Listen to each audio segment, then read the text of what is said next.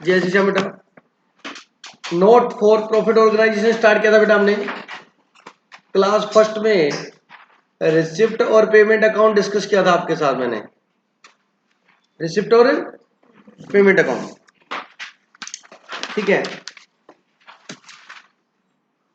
आज हम बात करेंगे बेटा इनकम और एक्सपेंडिचर के अकाउंट के बारे में। इनकम एंड एक्सपेंडिचर अकाउंट लिखो बेटा।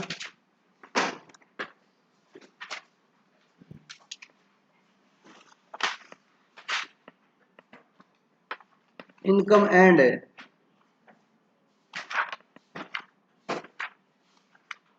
Account for the year ended, जो भी डेट होगी, हाँ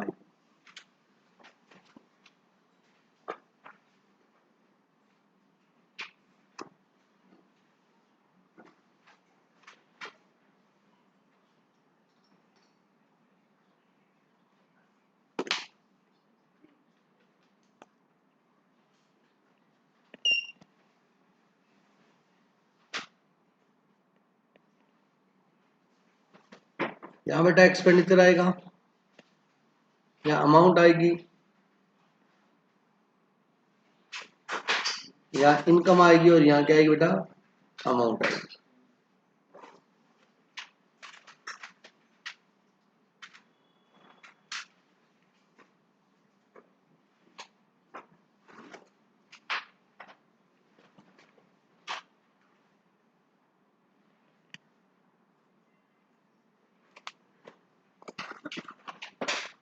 बाय सब्सक्रिप्शन। अब ये करंट ईयर का सब्सक्रिप्शन आप कैसे निकालोगे, वर्किंग नोट से। किसे निकालोगे बेटा, हाँ, आपको वर्किंग नोट बनाना सिखाया ना इसका, कितनी अमाउंट किस में जाएगी, इनकम एक्सपेंडिचर में जाएगी, कल निकाला था ना अपनों ने। अगर डायरेक्ट दिया तो डायरेक्ट ले लेंगे, नहीं तो हम वर्किंग नोट बना लेंगे या एड लेस करके निकाल लेंगे। बाय डोनेशन,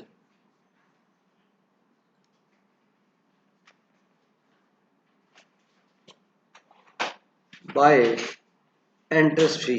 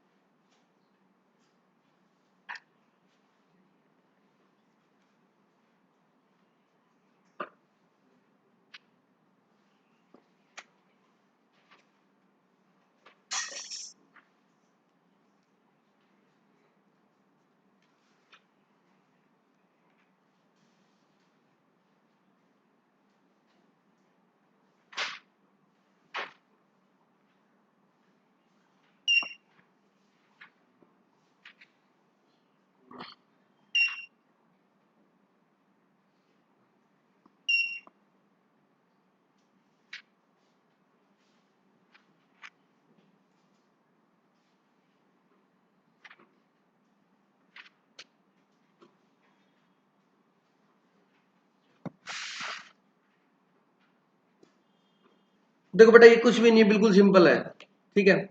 इधर क्या आएगा बेटा, इनकम, और यहाँ क्या आएंगे, एक्सपेंस। क्लियर बात। अब सुनना, ये एक्सपेंस आएंगे आएंगे 100% श्योर है। इनकम सब्सक्रिप्शन हमेशा क्या आएगी, इनकम एक्सपेंडिचर में आएगी, ध्यान देना भी थोड़ा सा।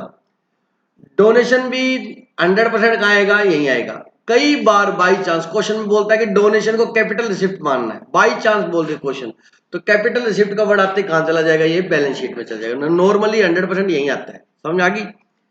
फिर आती है एंट्रेंस फीस। क्या बेटा, एंट्रेंस फीस में बहुत बार क्वेश्चन बोलता है कि 50% कैपिटल माननी है।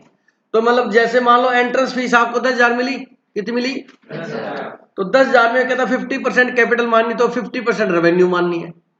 इसलिए पहले आपको चैप्टर बताया था रेवेन्यू और कैपिटल। रेवेन्यू को मतलब पेंडल इनकम मानेंगे, और कैपिटल शीट का मतलब बैलेंस शीट की आइटम बनेगी। तो अगर क्वेश्चन बोल देगा 50 ये मानना 50, तो 50% यहाँ दिखा दोगे, 50% सीधी कहाँ जाएगी, बैलेंस शीट में जाएगी। मेरी बात समझे, मतलब उसको कैपिटल फंड में दिखाएंगे फिर अपने किस, अभी बैलेंस शीट बताई नहीं, बताऊंगा। दिनेश सर ये नाम तो आप सारे रिसिप्ट और पेमेंट में लिख देते हैं। हाँ, ये खर्चे आपने कैश में किए तो पेमेंट साइड में आएंगे। हेलो, ये खर्चे किस में किए, यही खर्चे कहाँ होंगे बेटा। इस चैप्टर को ना बहुत आसान है, बच्चा कंफ्यूज होता है जब रिसिप्ट से पेमेंट, रिसिप्ट पेमेंट से इनकम एक्सपेंडिचर बनाना हो और इनकम एक्सपेंडिचर से, तो बच्चा कंफ्यूज होता है। और कंफ्यूज होने का कोई सवाल नहीं है बेटा, बिल्कुल सिंपल है भाई। वहां पेमेंट हुई है, पेमेंट किसकी होती है, खर्चों की, ये खर्चे ये रहे। रिसिप्ट क्या होती है, ये रही। बट आपने कोई मशीन बेची तो उसकी भी रिसिप्ट हुई है, लेकिन वो यहां नहीं आएगी, वो कैपिटल रिसिप्ट है। लाइफ मेंबरशिप फीस आपकी रिसिप्ट हुई, वो यहां नहीं आएगी, बैलेंस शीट की आइटम है। समझ रहे हैं, समझे। कोई फर्नीचर परचेज किया, कैपिटल एक्सपेंडिचर है, यहां नहीं आएगा, बैलेंस शीट की आइटम है। बस इतना फर्क होता है, और क्या होता है। मेरी बात समझे या नहीं समझे। तो ये तीन चीजें मैंने आपको बताई मेनली। फिर रिसिप्ट फ्रॉम, आपका कोई कैंटीन थी उसके अंदर, या कुछ भी था, कोई फेयर लगाया था उसमें, फूड या टी या एक्सेट्रा कोई चीज सेल हुई, या ओल्ड न्यूज़पेपर सेल हुए, उसकी रिसिप्ट होगी। इंटरेस्ट मिला, कोई एफडी करा रखी थी क्लब ने या ट्रस्ट ने या जो भी है। प्रोसीड फ्रॉम एंटरटेनमेंट प्रोग्राम किया, कोई सर्कस चलाई या कोई और प्रोग्राम किया वहां पर, है ना बेटा, एंटरटेनमेंट का। जैसे मान लीजिए नवरात्रों पे कोई प्रोग्राम किया, उससे कोई उसको इनकम हुई, वो ठीक है। कोई मिसलेनियस इनकम जो क्वेश्चन में दी होती है बहुत बार, वो वाली। आगे बस में ऐसे ये सारे खर्चे हैं बेटा। रेंट है, क्लब है या कुछ भी है, वहाँ सोसाइटी है, मैगजीन आती है, न्यूज़पेपर आते हैं, उसके खर्चे हैं। डेप्रिसिएशन है प्लांट मशीनरी फर्नीचर कंप्यूटर वगैरह का। या honorarium to secretary and treasurer, जो सेक्रेटरी है और ट्रेजरर है उसको हमने क्या की, पेमेंट की। कोई प्रिंटिंग स्टेशनरी है, ग्राउंड मैन रखा क्लीनिंग के लिए, साफ सफाई के लिए ग्राउंड वगैरह को, उसको हमने सैलरी पे की, फी पे करी। कोई फेयर लगाया था, उसके कोई खर्चे हुए। कोई बोनस दिया, कोई और खर्चा हुआ। अब यहाँ पर देखो बेटा, इसमें प्रॉफिट और लॉस नहीं लिखते। अगर आपके ये इनकम साइड ज्यादा है, क्या ज्यादा है, इनकम साइड, और एक्सपेंस साइड क्या है, कम, तो क्या होगा, प्रॉफिट। तो हम लिखेंगे टू एक्सेस, क्या लिखेंगे, ऑफ इनकम। मतलब इनकम हमारी क्या है, ज्यादा है, ओवर एक्सपेंडिचर। एक्सपेंडिचर के ऊपर इनकम क्या है, ज्यादा है, तो क्या गया, प्रॉफिट। और अगर एक्सपेंडिचर ज्यादा है तो क्या लिखेंगे, bye access of expenditure over income, तो वो क्या है, लॉस है। वर्ड यही लिखना है, प्रॉफिट लॉस नहीं लिखना। मैंने ब्रैकेट में समझाने के लिए लिखा आपको, लिख सकते हो, लेकिन एग्जैक्ट वर्ड ये बेटा। सरप्लस और डेफिसिट लिख सकते हो। प्रॉफिट आया तो क्या लिख सकते हो, सरप्लस, और लॉस आया तो क्या लिख सकते हो, डेफिसिट। एग्जैक्ट मीनिंग यही है। सरप्लस डेफिसिट बिल्कुल सही है, गलत नहीं है, लिख सकते हैं। कोई डाउट है किसी को, ये कंफर्म हो गया। अब अपने को करना क्या है, इसकी थोड़ी सी थ्योरेटिकल पढ़ना है, जो बुक ने मानना है। आपने 12th में हो सकता है जिनसे कोई अलग हो माड़ी मोटी, लेकिन हमें तो आईसीआई की जो मॉड्यूल कहता है हम वही मानेंगे। राइटर अलग कहेंगे तो नहीं, मैं तो आईसीआई को फॉलो करेंगे, क्योंकि एग्जाम आईसीआई नहीं लेने हमारे, ठीक है। तो इसमें 2-3 बातें मेन मेन है, वो जरा निकाल लेना।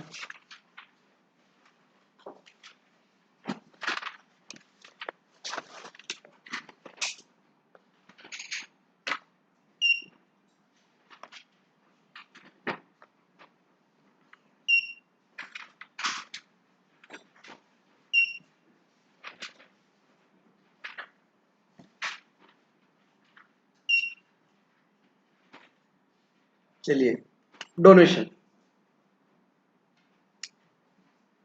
डोनेशन के बारे में क्या, अकाउंटिंग ट्रीटमेंट ऑफ सब स्पेशल आइटम, क्या वर्डिंग है, सम स्पेशल आइटम। यही बता रहा हूँ, कुछ इतना इम्पोर्टेंट मतलब हार्ड नहीं है, यहीं से क्लियर हो जाएगा, लिखाएंगे टाइम वेस्ट होगा।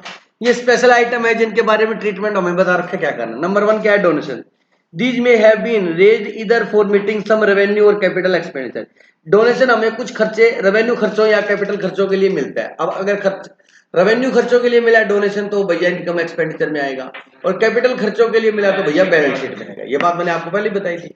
चलिए, those intended to the first mentioned purpose are credited directly to the income and expenditure account, but other, if the donor have declared their specific intention, then they are credited to special fund account, and in the absence therefore the capital fund account। पढ़ो दोबारा इसको, क्योंकि बेटा वहां पर कहेगा sir इसने ये माना उसने ये माना। मैं क्लियर कर देता हूं हमारे मॉड्यूल ने क्या माना है। 12th में हो सकता है आरबीएससी में, पंजाब बोर्ड में, हरियाणा बोर्ड में, यूपी बोर्ड में, बिहार बोर्ड में कुछ अलग मानना हो, बट हमारे को आईसीआई के बोर्ड में जो मानना है वही मानना है।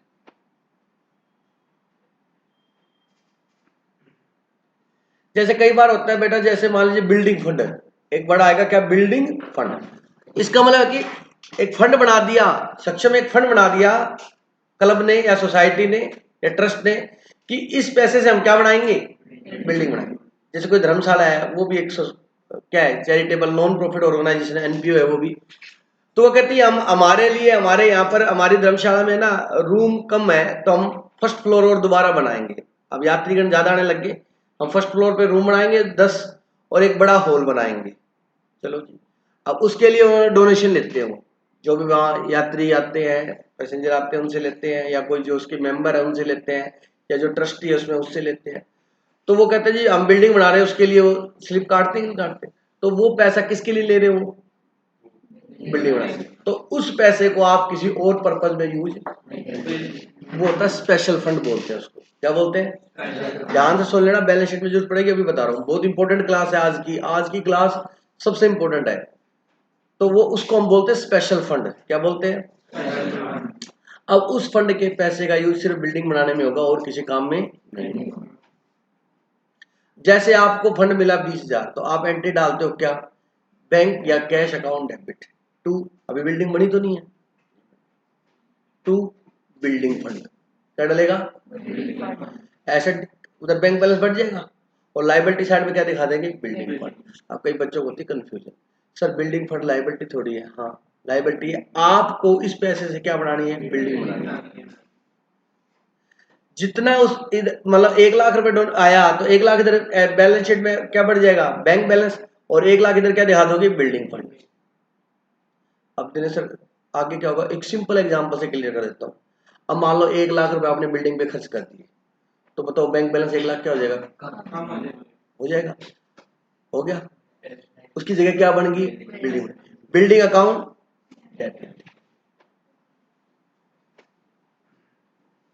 बोलो समझ आएगी नहीं, बिल्डिंग क्या हो जाएगी, मतलब उस फंड में से आप जितना पैसा यूज करोगे ना, उस फंड में से यूज करोगे, उस उतनी हमारा वो फंड भी क्या होता जाएगा, कम होता जाएगा।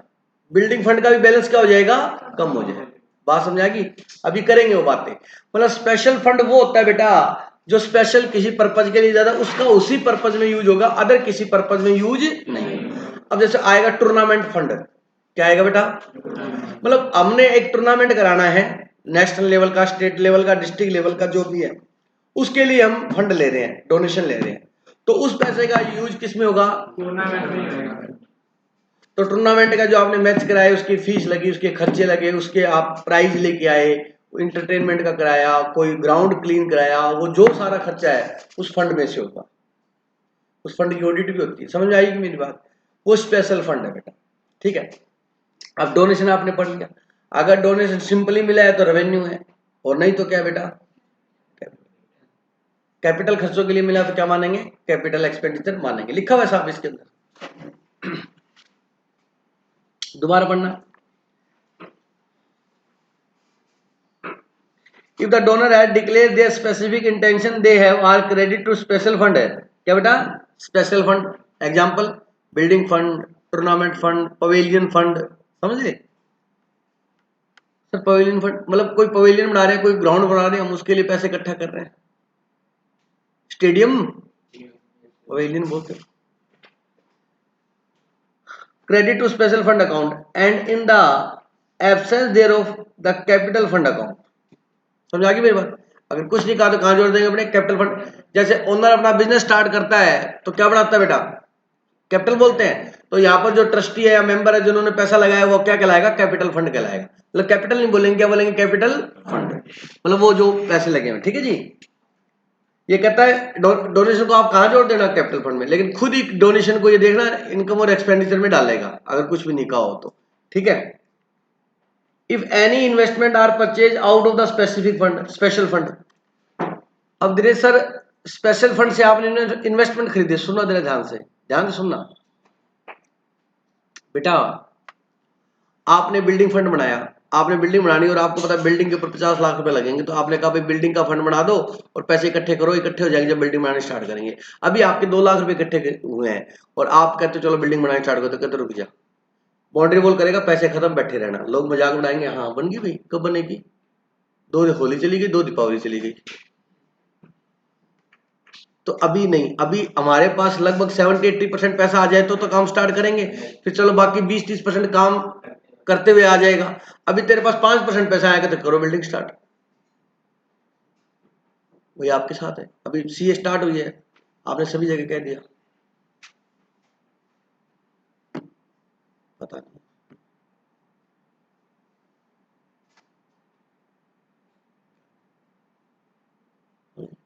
स्टार्टिंग में 5% भी नहीं हुआ, फार्म ही भरा बस, वो भी घर वालों ने भराया है पैसे दे के, आपने कुछ नहीं किया। आप तो दिसंबर में पता लगे क्या करोगे, फीस दी घर वालों ने दी, आपने कुछ नहीं किया, आपने अभी तक कुछ नहीं किया, रियलिटी बता रहा हूँ आप। ठीक है। तो 2 लाख रुपए आए हैं फंड में, अभी क्या आए हैं? 2 लाख रुपए आए फंड में।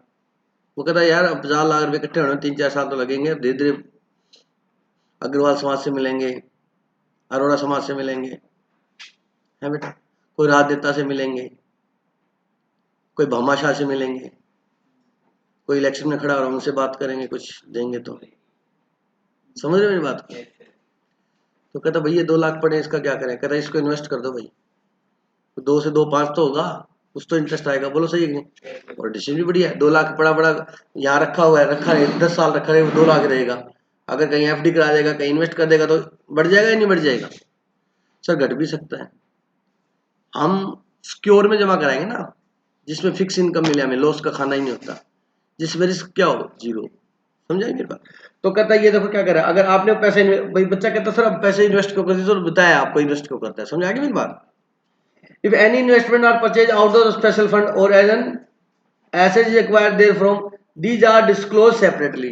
अगर उस फंड में से आपने कोई एसेट्स खरीद ली, मान ली बिल्डिंग फर्नीचर फंड है और उसमें से आप 2 टेबल ले आए, तो उस फंड में अपने मेंशन करेंगे कितना पैसा क्या हो चुका है, यूज हो चुका है। इन्वेस्टमेंट किया तो भी हम उसमें सेपरेटली क्या करेंगे, मेंशन करेंगे। चलिए, these are disclosed separately, underline कर लो, ये इंपॉर्टेंट लगा लो, ये पढ़ना है आपने, एनपीओ करोगे उस टाइम, ये बहुत इंपॉर्टेंट है।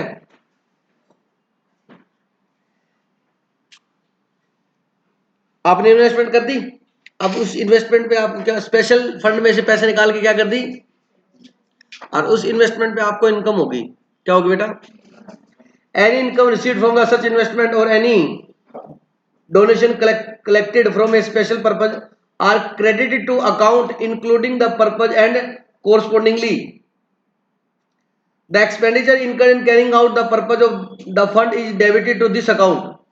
मतलब इस स्पेशल फंड में से जो पैसा निकाला है, इन्वेस्ट किया है, उसमें जो इनकम हुई है ना, उस इनकम को आप इनकम एक्सपेंडिचर में क्रेडिट नहीं करोगे, उस फंड में जमा करोगे।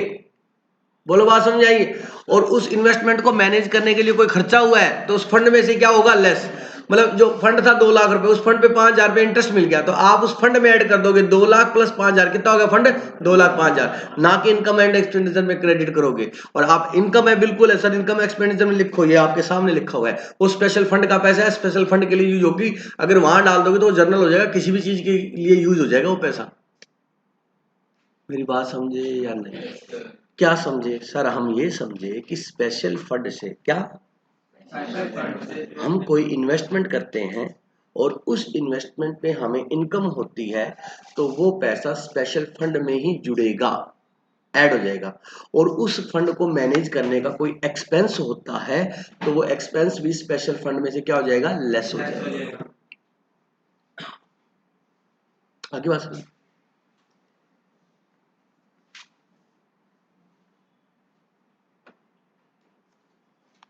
ऑन नो अकाउंट एनी, आगे देखो बेटा, any such expense is charge to income and expenditure account. ये बोला उसका कोई खर्चा इनकम एंड एक्सपेंडिचर अकाउंट से चार्ज नहीं, इनकम भी उसी फंड में जाएगी और खर्चा भी उस फंड से क्या होगा, लेस होगा।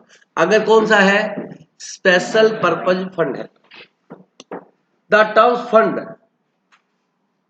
is strictly applicable to the amount collected for a special purpose when these are invested, example scholarship fund, prize fund etc। मतलब आपने के ट्रस्ट ने कोई फंड बना रखा, स्कॉलरशिप, जो बच्चे हैं या गरीब हैं या गर्ल्स हैं उनको स्कॉलरशिप देता है अच्छे मार्क्स आने पर, जैसे गार्गी पुरस्कार मिलता है हमारे यहाँ पर गंगानगर में, जिन बच्चियों का, गर्ल्स को ही मिलता है ओनली, बॉयज को नहीं मिलता, गार्गी पुरस्कार मिलता है। 75% मार्क्स या उससे ज़्यादा मार्क्स हैं 10th 12th में तो उसमें गार्गी पुरस्कार हमारे यहाँ पर देते हैं बच्चे, 15,000 रुपये देते हैं, 15,000 रुपये। चलिएगा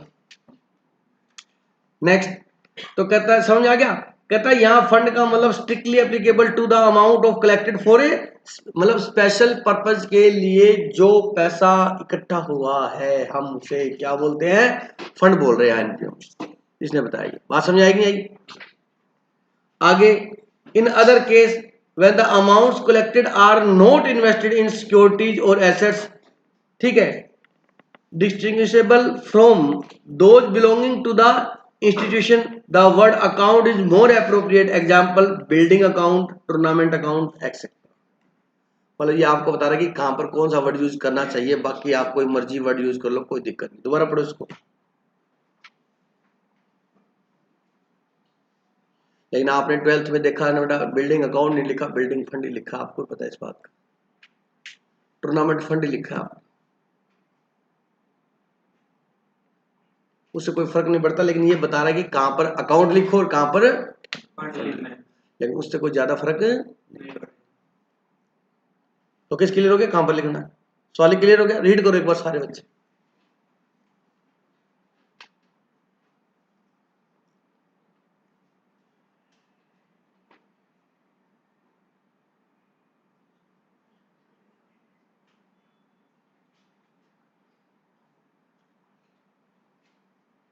हाँ नवीन क्या कह रही है बताओ।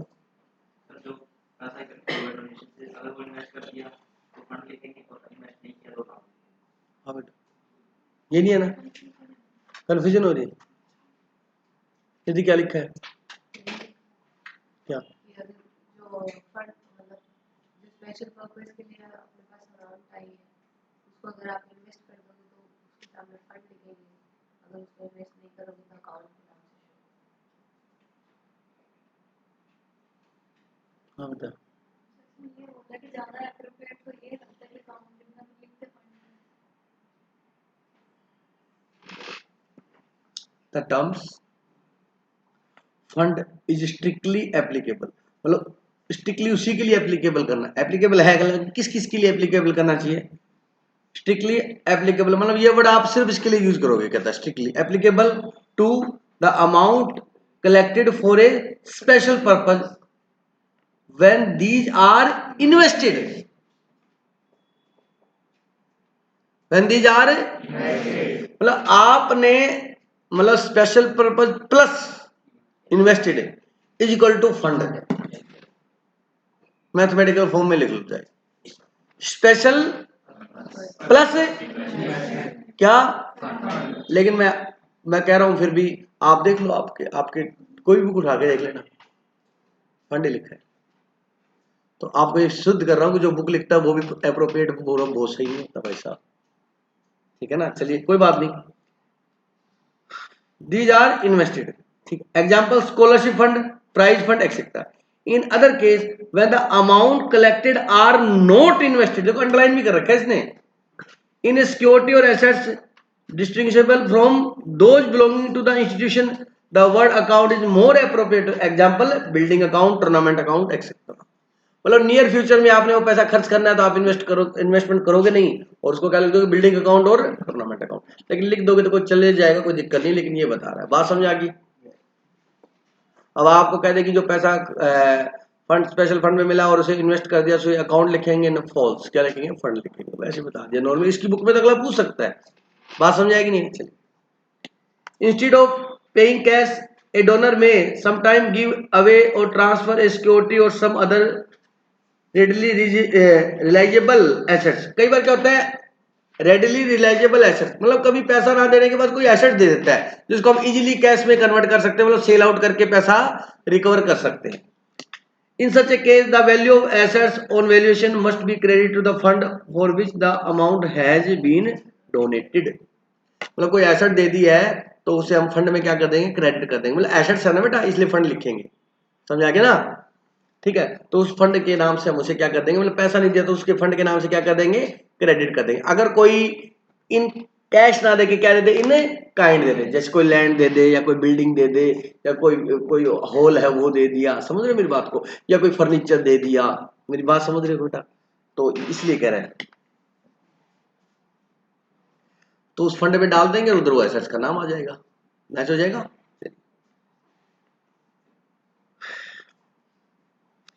एंट्रेंस एंड एडमिशन फीस, बिल्कुल सिंपल है ये, आप पढ़ लीजिए। Such fee which are payable by a member or admission, ठीक है, of club or society or normally consider capital shift and credit to the capital fund. कहता अगर अगर किसी क्लब सोसाइटी वगैरह के मेंबर ने फीस दी है तो उसे हम बेटा कैपिटल शिफ्ट मानते हैं और कैपिटल फंड में जोड़ेंगे। This is because these do not give rise to any special obligation towards the member who is entitled to the same privileges or others who have paid only their annual subscription. Nevertheless, where the amount is small, meant for cover expense concerning admission or the role of the society, provided that the such fees could be treated as income of the society, these amount may be included in the income and expenditure account. The treatment depend upon the requirement of the question. Requirement of the question. If the question is silent, then always taken is to be capital receipt. Read करो इसको, क्योंकि ये clarity यही कर देता हूं भाई साहब मैं पहले आपको कि किसको बैलेंस शीट में ले जाना और किसको इनकम एक्सपेंडिचर में ले जाना। क्या लिखा है देखो, एंट्रेंस फीस। एंट्रेंस फीस में सिंपल सी बात है बेटा, मेंबर दे रहा है, मेंबर जो देता है वो कैपिटल फंड होता है बेटा, तो कहता है कैपिटल फंड में लिखना है, किसमें लिखना है, बाकी कहता है क्वेश्चन की रिक्वायरमेंट के ऊपर डिपेंड करता है, ठीक है। क्वेश्चन की रिक्वायरमेंट का मतलब ये हुआ जो आईसीआई ने किया हम तो वो करेंगे। देखो क्वेश्चन में कोई फर्क नहीं पड़ेगा, कुछ भी मान सकते हो, ठीक है, लेकिन आईसीआई जिस चीज को फॉलो करेगा आप उसी चीज को फॉलो करेंगे। नॉर्मली किसी खर्चे वर्चे को बियर करने के लिए मिला है तो उसे किस में डालेंगे, इनकम एक्सपेंडिचर में डालेंगे, मेरी बात समझे। और वैसे ही एनुअली लेता है वो फीस के नाम पे, एडमिशन के नाम पे, देखो वन टाइम फीस लेता है ना वो तो कैपिटल शिफ्ट ही है, ये हमेशा ध्यान रखना। अगर जैसे एडमिशन फीस तो एक बार ही लगती है ना, भाई मेंबर बना तो कहते मेंबर बनेंगे तो एडमिशन फीस लगेगी आपकी 1100 रुपए, ठीक है, तो वो हमेशा कहाँ जाएगी बेटा, कैपिटल शिफ्ट, वैसे वन टाइम लगी। ऐसे एक नाम आएगा लाइफ मेंबरशिप फीस, क्या आएगी बेटा, वो भी वन टाइम लगती है, क्या लगती है, वो तो 101% ही किस में जाएगी, बट यहां चक्कर समझ आ गया। डोनेशन का तो क्लियर हो गया, डोनेशन स्पेशल किसी एसेट्स वगैरह के लिए मिला तो कहां जाएगा, बैलेंस शीट में, और अगर खर्चों को मीट आउट करने के लिए मिला तो कहां जाएगा, इनकम एक्सपेंस। वैसे किसके लिए लिखा है, एंट्रेंस वन टाइम है और कैपिटल नेचर की है तो कैपिटल उसमें जाएगी, और खर्चों के लिए मिली है तो किसमें जाएगी, सब्सक्रिप्शन हमेशा इनकम एक्सपेंडिचर अकाउंट में जाएगा। सबसे मेन इनकम का सोर्स यही होता है। सब्सक्रिप्शन किसमें जाएगा, इसमें लिखा हुआ है, इसको पढ़ने की जरूरत नहीं, पढ़ लेना चाहिए। किसमें जाएगा बेटा, इनकम और एक्सपेंडिचर अकाउंट में जाएगा। कोई डाउट है किसी को, लगे हाथ, अपने ये भी पढ़ा देते हैं। Life membership fees. रीड करो बेटा जल्दी से, सॉली रीड करना बेटा।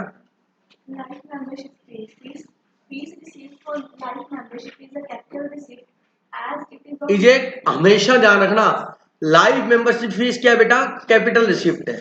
as it is of non-recurring nature. It is directly non recurring nature मतलब वन टाइम, क्या बार बार पे करने की आवश्यकता?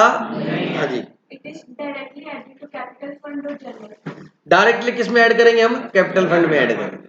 चलिए, For adjusting lump sum subscription collected from the life members, one of the following methods can be adopted. हाँ जी, The entire amount may be carried forward in a special account until the member dies, after which the sum may be transferred to the credit of the accumulated fund. हाँ जी, An amount equal to the normal annual subscription may be transferred every year to the income and expenditure account and balance carried forward till it is exhausted. If, however, the life member dies before the whole of the amount paid by him has been transferred in this way, the balance should be transferred to the accumulated fund on the date of his death. An amount calculated according to the age and average life of the member may annually be transferred to the credit of income and expenditure account. ये इसके treatment बताएं। ये treatment आप में से किसी ने नहीं किए हुए।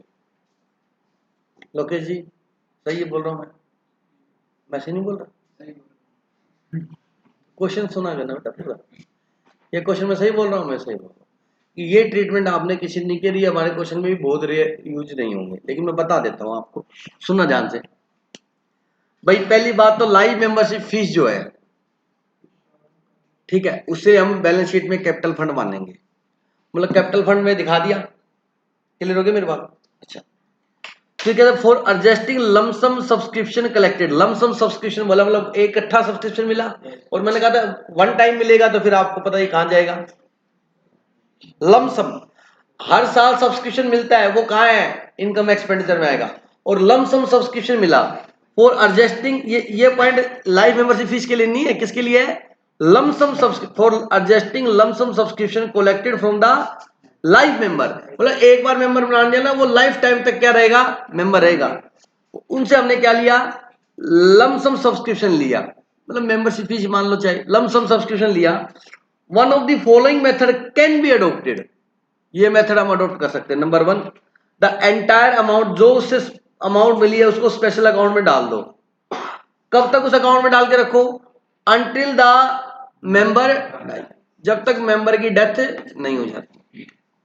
After which the same may be transfer to the credit of the accumulated fund. सुनो मेरी बात ध्यान से बेटा, आपने स्पेशल अकाउंट, ये जो सिंपल अकाउंटिंग ट्रीटमेंट है, इससे कुछ फर्क नहीं पड़ेगा। आपने एंटायर अमाउंट जो आपको मिली उसने स्पेशल अकाउंट में डाल दी, जो भी आपने अकाउंट बना रखा था, special account, life membership fees का अकाउंट था या कुछ भी था, ठीक, उसमें डाल दी। उस अकाउंट में हम उसी मेंबर की फीस रखेंगे जो लाइफ टाइम मेंबर है। हमने कहा इस अकाउंट में हम किसकी फीस रखेंगे? लाइफ। अच्छा सुनो, वो स्पेशल अकाउंट में डाल दी। अब स्पेशल अकाउंट लायबिलिटी साइड में से होगा, जितना भी फंड आएगा स्पेशल अकाउंट और लायबिलिटी साइड में से होगा, समझे? तो फंड बढ़ गया 1 लाख, उधर से कैश बढ़ गया कितना? बैलेंस शीट क्या होगी? कोई डाउट है किसी को? अब हमने कहा जो भी लाइफ टाइम मेंबर है उसका स्पेशल फंड में रखेंगे, ओके। अब उसमें से एक मेंबर की डेथ हो गई, तो वो लाइफ टाइम मेंबर खत्म हो गया कि नहीं हो गया? तो उससे क्या होता है, उस स्पेशल अकाउंट में से मान लो उसके 10,000 रुपए थे, वो निकाल के हम किस में डाल देंगे? दूसरे फंड में ट्रांसफर कर देंगे। और दूसरा फंड भी हमने बना रखा है मान लो, वो भी हम कहां दिखाते हैं? लायबिलिटी साइड में। तो उससे फर्क नहीं पड़ेगा, उस फंड में से वैल्यू क्या हो जाएगी? कम, और यहाँ पर फंड में क्या हो जाएगी? बढ़ जाएगी। मतलब क्रेडिटर से बीपी बन गया एक तरीके से। क्रेडिटर क्या हो जाता है? कम, और बीपी क्रिएट हो जाता है। तो लायबिलिटी एक साइड कम हुई, एक लायबिलिटी बढ़ गई, बैलेंस शीट वही मैच हो जाएगी। सर ऐसा क्यों करते हैं? वैसे ऐसा इसलिए करते हैं कि जो आपने फंड बना रखा है स्पेशल अकाउंट, उसमें उन्हीं का बैलेंस रखेंगे जो सर्वाइविंग मेंबर है, जो जीवित है। जो एक्सपायर हो चुके हैं उनका पैसा हम दूसरे फंड में डाल देंगे, हम उसको यूज कर लेंगे। समझा क्या मुझे? तो special account until the member die, after which the same be transfer to the credit the accumulated fund. मतलब जो उसका प्रॉफिट वाला एक्यूमुलेटेड किया हुआ है फंड, पैसा इकट्ठा किया हुआ है, उसके अंदर डाल देंगे। मेरी बात समझे या नहीं समझे? और उस पैसे का जो भी वो यूज करे। समझा कि मेरी बात? दूसरा क्या कहता है? एन अमाउंट, भाई जब तक वो सरवाइव कर रहा है, जीवित है, तब तक तो कहाँ रहेगा, स्पेशल फंड में। जैसे वो एक्सपायर हो गया तो वो एक्यूमुलेटेड फंड, एक्यूमुलेटेड का मतलब जो पैसा कमाया हुआ था या जो भी इनकम सरप्लस था उसके अंदर हम डाल देंगे। ये अकाउंटिंग ट्रीटमेंट है ओनली। आई बात समझे या नहीं? दूसरा कहता है an amount equal to the normal annual, अब नॉर्मल एनुअल सब्सक्रिप्शन में भी transfer every year to the income and expense. कहता है ऐसे मत करो, अब हर साल प्रपोर्शनेट, समझ गए? फॉर एग्जांपल 20 साल में मान लिया तो डिवाइड बाय 20, तो हर साल प्रपोर्शनेट क्या करो, इनकम एक्सपेंडिचर में डालते दो। तो स्पेशल अकाउंट से पैसा इनकम एक्सपेंडिचर में जाता जाएगा, जैसे जैसे वो धीरे धीरे क्या होता जाएगा, कम हो जाएगा, और एक टाइम में वो खत्म हो जाएगा पैसा।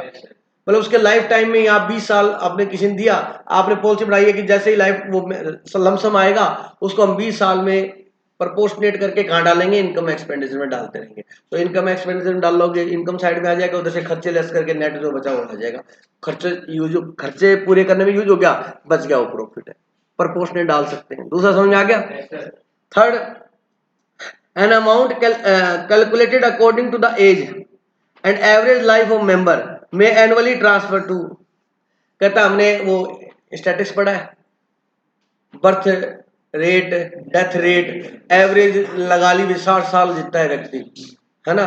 तो आपने कहा है 35 ईयर की एज में मेंबर बना है तो 25 साल ये करेगा सरवाइव, तो एवरेज रेट से डिवाइड करके वो एनुअली वो भी ट्रांसफर करो। सेकंड और थर्ड सेम है। सेकंड और थर्ड सेम कैसे है, सुनो। सेकंड में तो कहता है कि प्रपोर्शनेट डाल देंगे, और थर्ड में बोलता है डालेंगे इनकम एक्सपेंडिचर में, लेकिन उसकी एवरेज लाइफ मान के उससे डिवाइड करके उतना उतना ट्रांसफर कर देंगे। बोलो बात समझ आएगी? अरे बिल्कुल आसान है, आप पता नहीं क्यों कंफ्यूज हो जाते हो यार। फर्स्ट ये कहता है कि आपने स्पेशल अकाउंट में पैसे डाला, जैसे पैसा आया तो क्या एंट्री होगी, cash account debit to special account. 1 lakh मान लो डाला, ऐसे हर साल 1 लाख 2 लाख आते रहते हैं। इस फंड में मान लो हमारे पास 15 लाख हो गए। अब इसमें से एक मेंबर की क्या होगी, डेथ होगी, तो डेथ होते के साथ वो पैसा स्पेशल अकाउंट से निकाल लो। स्पेशल अकाउंट डेबिट टू कहाँ डाल दो, एक्यूमुलेटेड, पैसा जहाँ इकट्ठा किया हुआ है आपका उसमें डाल दो। खत्म, पहला मेथड हो गया भाई, समझ में आ गया? उससे कुछ नहीं होगा, लायबिलिटी की एक आइटम घट जाएगी, रेट क्या हो जाएगी, बढ़ जाएगी। सेक्शन समझ आ गया?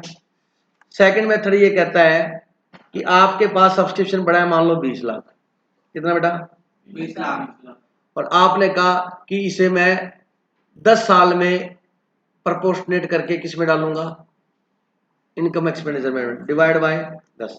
तो हर साल 2 लाख रुपए किस में ट्रांसफर कर दो, इनकम एक्सपेंडिचर। ट्रांसफर कैसे करेंगे, बिल्कुल सिंपल है, कहाँ से निकालोगे, स्पेशल फंड से। स्पेशल फंड क्या होता है, सीआर। निकालेंगे तो क्या होगा, कम होगा तो क्या करेंगे, डीआर। मैंने जो अकाउंट सिखाई है ना, शायद पूरी लाइफ आपको अकाउंट सीखने की जरूरत नहीं किसी से, समझ आया मेरी बात? वो तो आगे बढ़ाना है, बाकी दिमाग यूज करना है। Special account debit to income and expenditure, income and expenditure credit side में आ जाएगा, और यहाँ से कितने कम हो जाएंगे, 2 18 बच जाएंगे। अगले साल फिर 2 डाल दोगे तो 16 बच जाएंगे, फिर 2 डाल दोगे तो 14 बच जाएंगे। और थर्ड मेथड भी यही है, जैसे 20 लाख है, वो कहता है एवरेज लाइफ लो कि व्यक्ति एवरेज कितना सर्वाइव जिएगा। कहता है 20 साल एवरेज है, हमारे 40-45 साल का बनता है, आके यंग तो बनता नहीं, क्योंकि हम धर्मार्थ काम करते हैं। 40 के बाद धर्मार्थ काम याद आते हैं लोगों को, उससे पहले तो आए जवानी एक बार आए फिर दोबारा ना आए, क्या होता है वो आपका सिस्टम आ गई ना। तो वो कहता है उसकी लाइफ क्या है, एवरेज हम 20 मानते हैं। क्या मानते हैं बेटा, नहीं आया नहीं, जाए। हाँ, तो एवरेज कितना हुआ, 1। तो वो कहता है 1 लाख रुपया मिलता। वो डाउट है किसी, ट्रांसफर कर दो इनकम एक्सपेंडिचर। एवरेज लाइफ ले लो उनकी, कितने साल सरवाइव करेगा, उससे डिवाइड करके जितना बनता है वो हर साल उसमें इनकम एक्सपेंडिचर में क्या कर दो, तो दोनों ही सेकंड और थर्ड में इनकम एक्सपेंडिचर में डलवा रहा है, लेकिन उसमें बेस क्या मान रहा है, प्रपोर्शनेट जो भी हो, और इसमें क्या है, एवरेज लाइफ जितना वो जिएगा। क्वेश्चन में कहीं यूज नहीं होगा, वैसे प्रैक्टिकल दिया समझा दिया मैंने आपको, बात समझ आ गई ना? कोई 12th की बुक में किसी में भी है, आगे बात समझे?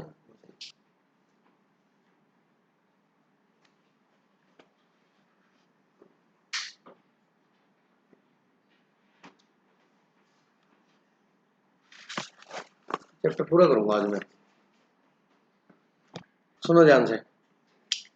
अदर कंसेप्ट क्या बेटा, treatment or important items is not for profit organisation. मतलब ये अदर कंसेप्ट में क्या है, इनका ट्रीटमेंट बता रखा है एनपीओ में क्या होगा। अब देखो क्या लिखा है इसने, donation it is gift in cash or kind for some purpose, it may be for two type. मतलब डोनेशन आपको क्या मिल सकता है, गिफ्ट में मिल सकता है, इन काइंड और कैश में मिल सकता है। अब वही बात है बेटा, स्पेसिफिक डोनेशन मिला है, सीधी सी बात है, स्पेसिफिक डोनेशन है बेटा, स्पेसिफिक फंड में जाएगा।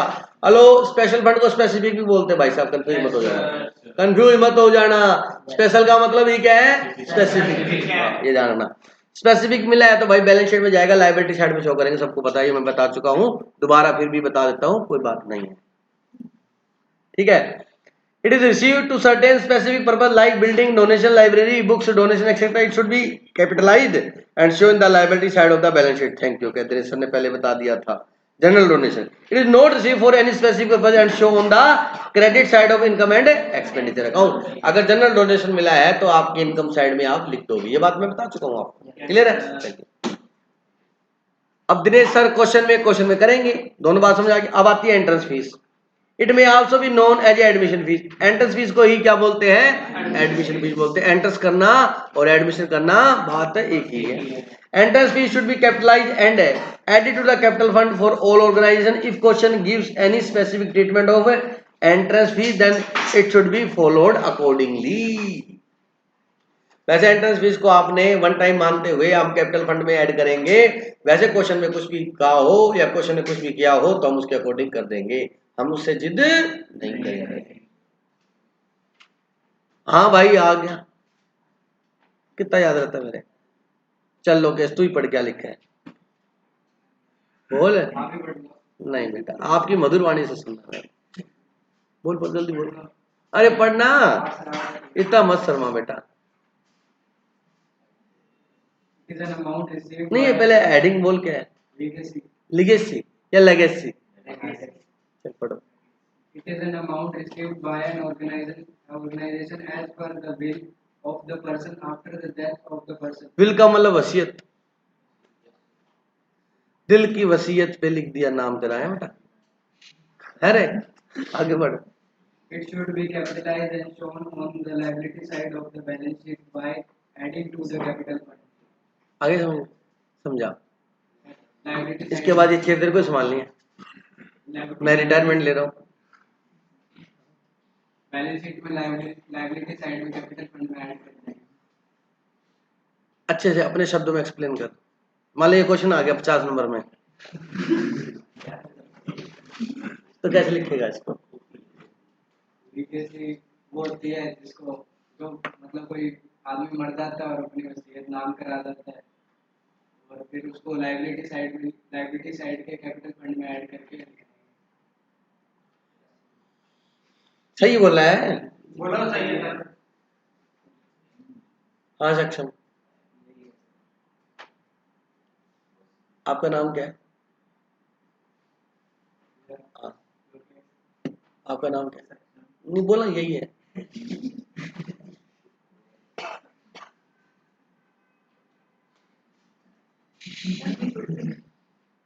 मैंने पिताजी का नाम नहीं पूछा,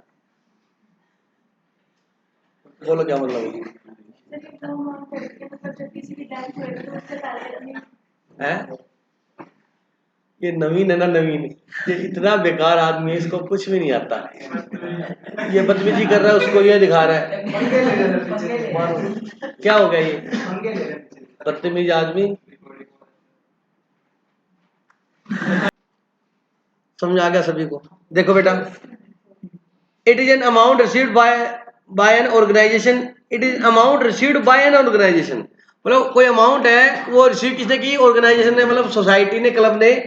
एज पर द विल, किसी व्यक्ति ने जब वो जीवित था तभी उसने विल बना दी थी, वसीयत बना दी थी कि मेरी डेथ के बाद ये सारा पैसा इस धर्मार्थ संस्था को चला जाएगा। होता है या नहीं होता? होता है कि मेरे बेटों ने मेरी सेवा बहुत की है, इसलिए मैं वृद्धाश्रम में हूं, इसलिए मेरा सारा पैसा इस धर्मार्थ संस्था को जाएगा, एक पैसा नहीं देना मैंने इनको, ठीक है। An amount received by organization as per the will of the person after the death of the person, it should be capitalized and shown on the liability side of the balance sheet by adding to the capital fund. तो वसीयत में कोई चीज व्यक्ति after death दे गया है तो वो आपके एसेट्स है, वो उधर आ जाएगी, उधर कैपिटल फंड में क्या हो जाएगी? ऐड हो जाएगी। चलिए now next is life membership fees, हम डिस्कस कर चुके हैं, बताने की जरूरत नहीं है। ये आपकी कैपिटल शिफ्ट है बेटा, लायबिलिटी साइड में बैलेंस शीट में दिखाएंगे। If the question give any specific treatment of life membership fees then should be followed accordingly. कहता है अगर क्वेश्चन कुछ कह दे तो जिद मत करना, उसके अकॉर्डिंगली कर लेना, बार बार ये लिख रहे हैं बात, ठीक है ना। उसके बाद नेक्स्ट बेटा, ये क्या होता है बताओ बेटा, एंडाउनमेंट फंड क्या होता है बताओ, अरे बोलो, डाउन पेमेंट नहीं है, पढ़ो।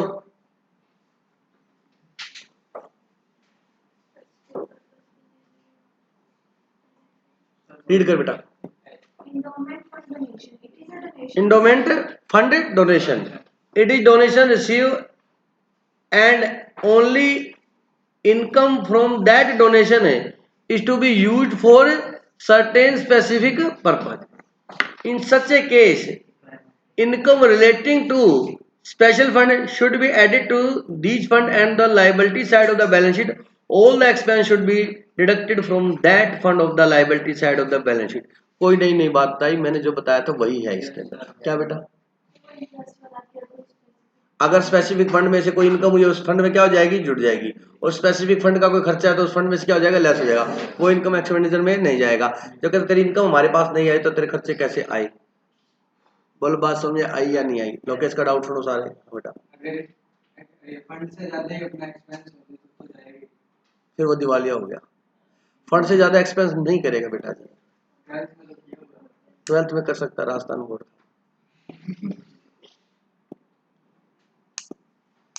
जब तेरे जेब में पैसा हो उससे ज्यादा खरीदेगा तो उधार ही करके आएगा।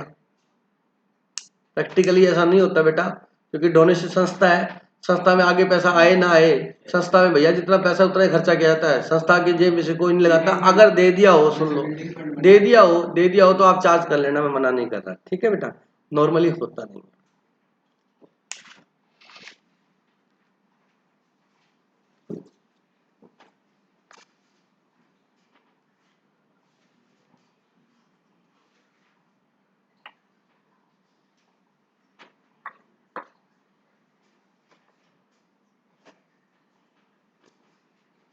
अब इसमें एंडोमेंट फंड में क्या है बेटा कि जो फंड बना के दिया ना आपने, उसकी इनकम का आप यूज करोगे। ये देखो क्या लिखा हुआ है, only income from that donation is to be used for certain specific purpose. उस डोनेशन से लोग जो इनकम कमाते जाएंगे ना, उसका स्पेसिफिक पर्पज में हम क्या करते जाएंगे, यूज करते जाएंगे। जैसे श्याम सत्संग भवन अपने यहाँ पर है ना मीरा चौक पे, उसके बाद शॉप्स हैं, उनका रेंट आता है उनके पास, है ना, आता ना, वो इन्वेस्टमेंट है की भी उन्होंने, उस सारे पैसे को वो अपने धर्मार्थ काम में, जो भी वार्षिक उत्सव करते हैं या शोभा यात्रा निकालते हैं, लंगर लगाते हैं, 11 को या 12 को प्रोग्राम करते हैं, उनमें यूज करते हैं। उस इनकम को लगाते हैं, उस प्रॉपर्टी को बेच के नहीं लगा रहे, इन दुकानों को बेच के पैसा यहाँ लगा नहीं, वो दुकानें तो इनकम का क्या है उनका सोर्स, उस पैसे से जो इनकम आती है उससे वो काम करते हैं। तो वो कौन सा फंड हो गया उनका, एक तरीके से एंडोमेंट। समझ आ गई मेरी बात। Treatment of sale of old newspaper and periodicals, magazine वगैरह बेची, आपको पता ही है बेटा, खर्चा है ना, लिखा हुआ है देख लो। Income expense, sale of old fixed assets, the sale of proceed of old fixed assets are treated as capital shift, the profit or loss of sale of fixed assets, ये तो सबको पता है, प्रॉफिट लॉस उसमें आएगा, जो बेचा वो नहीं आएगा, ठीक है ना। होनोरेरियम पढ़ो बेटा, it is paid someone for receiving any service from person who are not the employ of the, मतलब कोई व्यक्ति है, ऑनर ऑफ टोकन नहीं देते बेटा, सम्मान प्रतीक जो सम्मानित करते हैं, बाहर का व्यक्ति, उससे हम क्या लेते हैं, सर्विस ले लेते हैं, तो उसको हम एनुअल फंक्शन वगैरह में बुला के मोमेंटो पकड़ा देते हैं या कुछ लिफाफे में डाल के दे देते हैं, तो वो उसके एक ऑनर के लिए दिया जाता है, रिगार्ड के लिए दिया जाता है। समझ आ गया मेरा, जैसे बार बार आता है ऑनरेरियम सेक्रेटरी है ना, तो वो खर्चा है। समझ आ गई मेरी बात।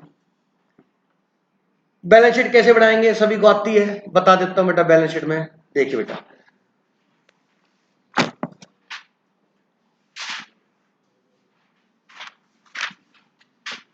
चलो पढ़ ले एक बार, ये भी नक्की हो आपके साथ, पता ही है वैसे बैलेंस शीट सबको, लेकिन फिर भी preparation of opening balance sheet and calculate the surplus. मेरी बात सुनना ध्यान से, कई बार बेटा हमारे को ओपनिंग कैपिटल फंड नहीं देता, 1 अप्रैल को ओपनिंग कैपिटल की थी, अपने कैपिटल बोलते थे ना, यहाँ पर क्या बोलेंगे कैपिटल, तो आपको ओपनिंग बैलेंसेस दिए होंगे, क्या दिए होंगे, जैसे ओपनिंग बिल्डिंग इतनी थी, ओपनिंग आउटस्टैंडिंग सब्सक्रिप्शन इतना था, एडवांस ओपनिंग सब्सक्रिप्शन इतना था, है ना। तो आपको वर्किंग नोट में ओपनिंग बैलेंस शीट निकाल के बैलेंसिंग फिगर सरप्लस है या वो कैपिटल फंड है वो आइटम क्या कर लेनी है, कैलकुलेट कर लेनी है। मतलब आपको क्वेश्चन में क्या नहीं दे, आप एसेट साइड का टोटल लगाओगे फिर लायबिलिटी, तो एसेट साइड का टोटल आया 4 लाख और इधर का टोटल आया 3,50,000, तो कैपिटल फंड क्या आ जाएगा, बैलेंसिंग फिगर कितना 50,000। तो आप ओपनिंग बैलेंस शीट बना लोगे। अगर आपको कैपिटल फंड वगैरह कोई ओपनिंग आइटम नहीं दी हुई तो वर्किंग नोट में आप ओपनिंग बैलेंस शीट बना के कैलकुलेट कर लोगे। बोलो बात समझ आएगी। तो वर्किंग नोट में आप ओपनिंग बैलेंस शीट बना के क्या कर लेंगे, कैलकुलेट कर लेंगे। कोई डाउट है क्या? Preparation of opening balance sheet and the calculate of the surplus. अगर आपको ओपनिंग बैलेंस नहीं दिया हुआ, अब मैं फॉर एग्जांपल 3 जने ए बी सी, टोटल 20 रुपए है, ए और बी के 17 है, तो सी के कितने 3। तो वही बात है, एक आइटम अगर ओपनिंग नहीं पता तो हम बैलेंस शीट बना के बैलेंस फिगर क्या कर लेंगे, कैलकुलेट कर लेंगे। If capital fund or accumulated surplus of the beginning of the year is not given, it is calculate, समझ आ गया? तो हम वो बना के हम क्या कर लेंगे, कैलकुलेट कर लेंगे। कैश और बैंक का बता रखा है। Closing cash and bank balance are disclose in receipt and payment account is show in the asset side of the balance sheet if there is a bank overdraft is to be show in the liability side of the balance sheet. बहुत बड़ी बात बता दी इसमें। Fixed assets, opening balance of fixed assets, furniture, building equipment, इनका opening balance हो गया। और अगर आपने कोई परचेज किया तो क्या कर देंगे, ऐड, और कोई सेल किया तो क्या कर देंगे, लेस, और उसमें डेफिनेशन क्या कर देंगे, लेस।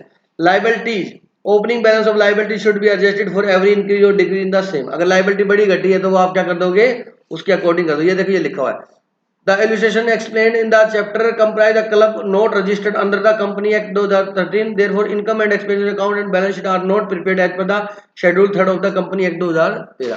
पर हमें ये मान के किया है कि कंपनी एक्ट के अंदर रजिस्टर्ड नहीं है तो हमने उसके अकॉर्डिंग नहीं बनाया, हमने सिंपल इनकम एक्सपेंडिचर और बैलेंस शीट बनाया है। समझ आ गया मेरे बात? कंपनी एक्ट में फिर परफॉर्मे के हिसाब से बनेगा। किसके हिसाब से बनेगा? इसमें इसे खुद ने नहीं माना। चलिए बेटा, अब बैलेंस शीट का परफॉर्मा देख लो फटाफट, इजी है और नक्की करो। देखो बेटा,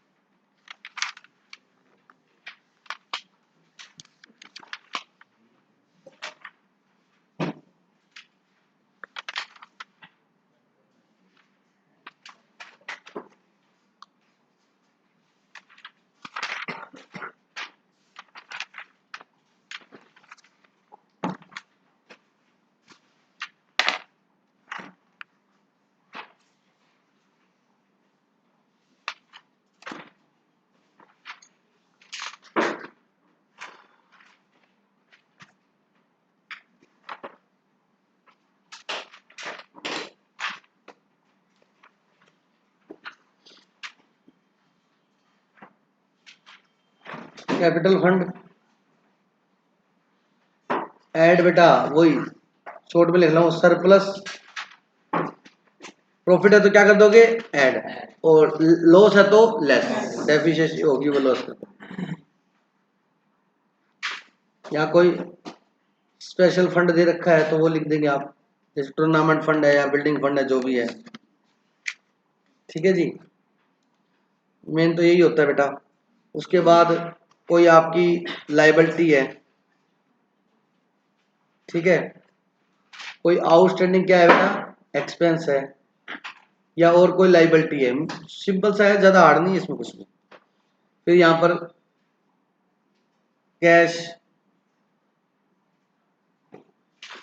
cash at bank, deposits, FD वगैरह करा रखी है, बिल्डिंग, कंप्यूटर,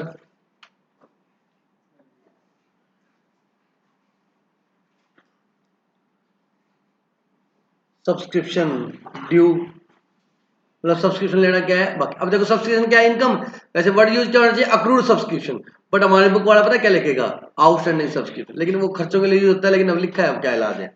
सब्सक्रिप्शन बाकी पड़ा कोई आपका, ठीक है, और कोई एसेट्स है, सिंपल सी बैलेंस शीट है, कोई हार्ड नहीं बैलेंस शीट। जल्दी शॉर्ट से बनाएंगे, जल्दी क्वेश्चन करेंगे फटाफट अपने सारे।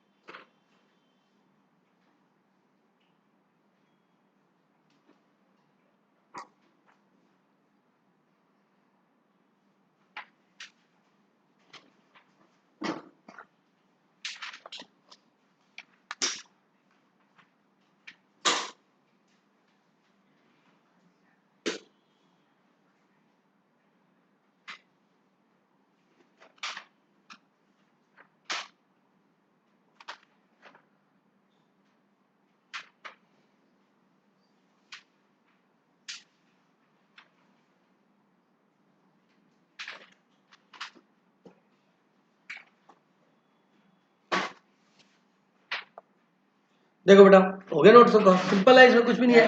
कैश है, बैंक है, डिपॉजिट है, बिल्डिंग है, कंप्यूटर, सब्सक्रिप्शन ड्यू वगैरह जो भी है।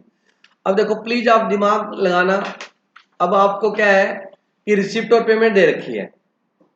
इधर देखो भाई, सारी मेरी बात सुनो, कंफ्यूजन होगी 100%, इसलिए मैं पहले क्लियर कर रहा हूँ, कंफ्यूज मत होना, बड़ा दिमाग लगाना। हिमांशु, जब भी दिमाग में कंफ्यूजन आए तो ये देखना क्या बढ़ा रहे हो आप, इनकम एक्सपेंडिचर। तो इनकम एक्सपेंडिचर बढ़ाते समय क्या ध्यान रखना है, इस पीरियड में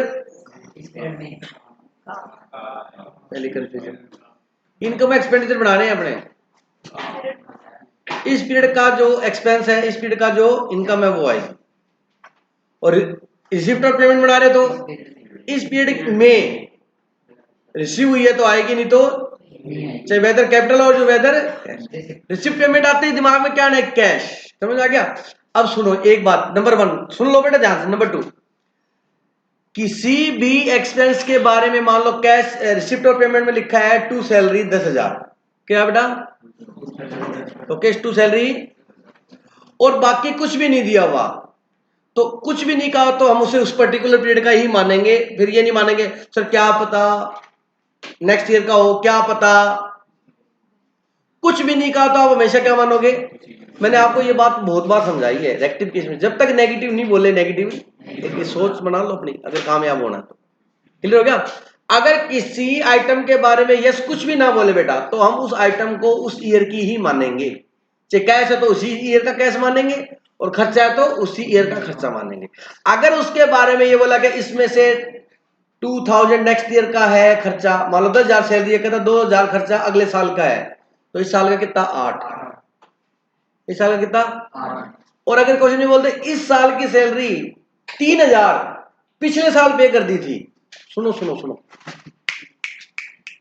इस साल की सैलरी 3,000 कब पे कर दी थी, तो बताओ 3,000 रुपए जो पिछले साल पे किए थे वो इस साल के रिसिप्ट और पेमेंट में आएंगे, नहीं आएंगे। तो 3,000 आपको जोड़ने पड़ेंगे, क्योंकि हम क्या बना रहे हैं, इनकम एक्सपेंडिचर। इनकम एक्सपेंडिचर तो सिर्फ वो बताएगा जो इस साल में कैश आया और इस साल में कैश गया। हो सकता है चोपड़ा साहब ध्यान पूरा, हो सकता है इस साल का एक्सपेंस हमने पिछले साल पे कर दिया था, तो वो हम क्या कर देंगे ऐड। और इस साल का एक्सपेंस अगर हम है तो और पिछले साल पे कर दिया तो क्या कर देंगे ऐड। और इस साल का एक्सपेंस हमने इस साल पे नहीं किया, वो अगले साल पे करेंगे, तो इस साल का क्या है वो आउटस्टैंडिंग है, वो भी क्या कर देंगे ऐड।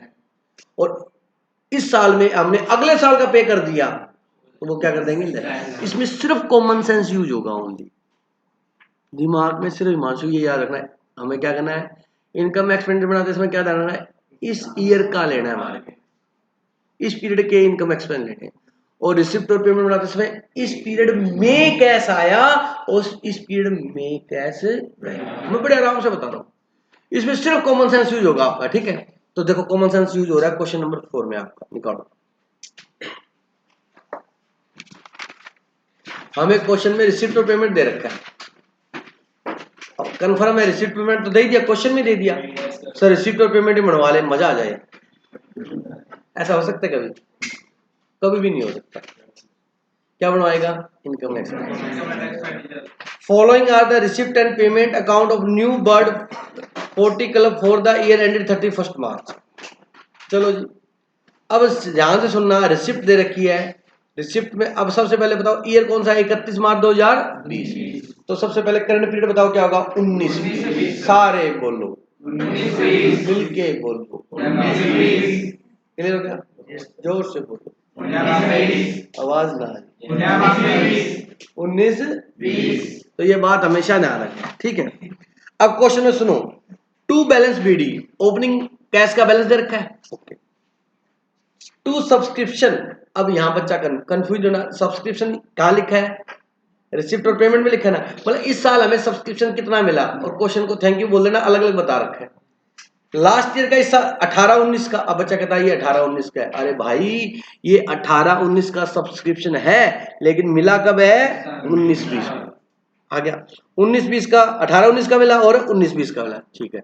तो हमें तो इनकम एक्सपेंडिचर इस साल का लेना है, इस साल का बताओ कितना है 355, तो मैं 355 पिक करूंगा और वहां ले जाऊं, चल तेरी मंजिल पे पहुंचा देता हूं तेरे, आगे बात सुनिए। उसके बाद क्या बोला, donation, entrance fees, okay. Payment side में salary, office expense, sports equipment, telephone, electricity charge, travelling and conveyancing, okay. अब अगर ये कुछ भी नहीं बोलता तो मैं तो ये सारे साल के मान के कर देता, लेकिन ये बोला, ये बोला, ये बोला, बोला कि नहीं बोला, अगर नहीं बोलता तो मैं लिख देता ये सारे, सब्सक्रिप्शन तो इस साल का लिख देता मैं।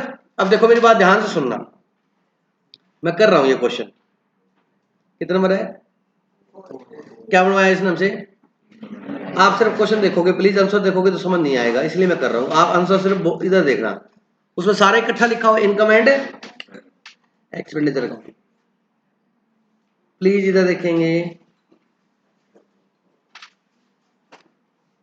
ये एक्सपेंस आएगा, यहां पर क्या आएंगे और यहां पर अमाउंट।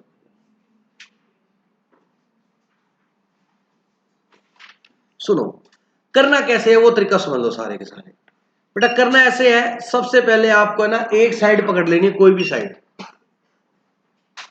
या तो आप इनकम साइड और या एक्सपेंडिचर साइड, जो भी आपको सही लगे उसमें कोई दिक्कत नहीं है। वैसे पहले इनकम साइड लिखो ज्यादा बढ़िया होती है, इनकम साइड में आइटम क्या होती है, कम होती है नॉर्मली। अच्छा सर इनकम साइड में कम, इनकम साइड देखो बेटा, टू बैलेंस बीडी, ये कैश का क्या है ओपनिंग बैलेंस है, ये इनकम एक्सपेंडिचर में तो आता नहीं है, ओके।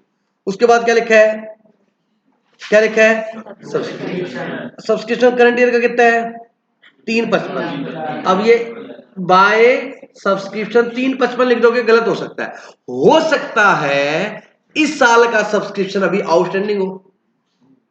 देखो मेरे को ध्यान से सुन लो, इजी बहुत है लेकिन दिमाग भी बहुत लगता है इसमें। सर ये लिख तो दिया इस साल का वो लिखा है जो रिसीव हुआ है, रिसिप्ट में क्या लिखा है जो इस साल का है, इस साल रिसीव हुआ वो लिखा है। हो सकता है कि इस साल का क्या हो, और ये भी हो सकता है कि इस साल का पिछले साल मिल गया हो।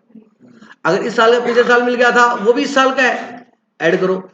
इस साल का पेंडिंग पड़ा है, ऐड करो। इस साल का है तो क्या कर देंगे ऐड, आगे पीछे का है तो क्या कर देंगे। कल बहुत अच्छे समझाया था मैंने आपको। सर ये कैसे पता लगेगा, ये अन्य सूचनाओं में पता लगेगा, अदर इंफॉर्मेशन। देखो हाँ पहला पॉइंट क्या लिखा है? Outstanding subscription for the year ended 55,000 लिखा है नहीं यार? बोलो कितना था आपका सब्सक्रिप्शन?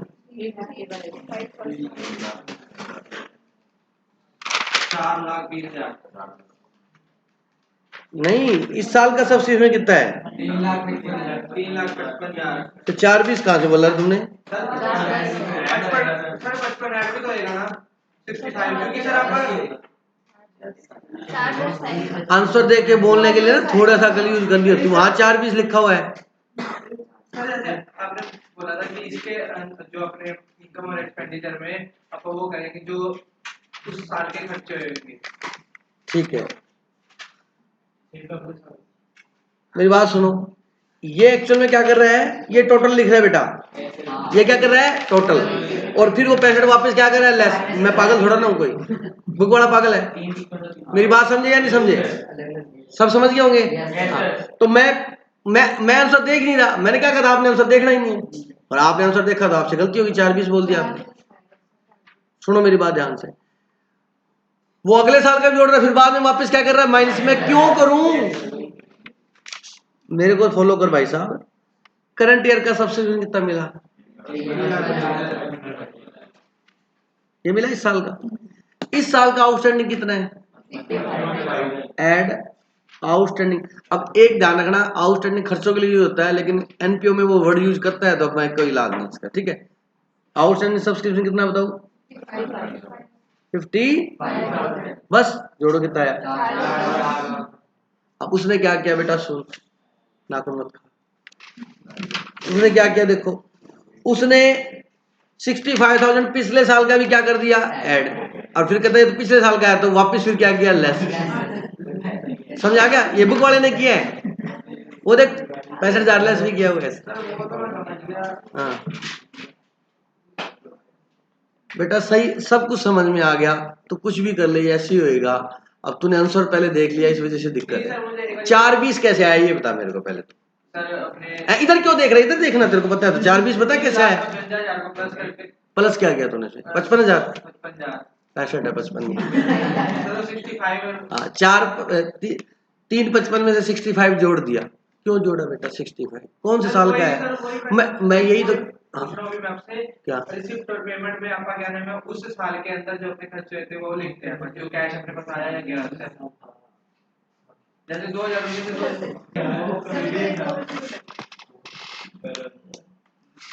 खुश है बेटा? स्माइल करके दिखा एक बार, ठीक है। 4,10,000। कोई डाउट है क्या? 355 और 55 बिल्कुल सही है। जीरो कम ज्यादा होती रहती है बेटा, लेकिन आपकी नहीं होनी चाहिए, आपके नंबर कट जाएंगे। फिर तो मैं ये देखो ध्यान से नहीं लगते और मेरे को कोई कुछ नहीं कह सकता।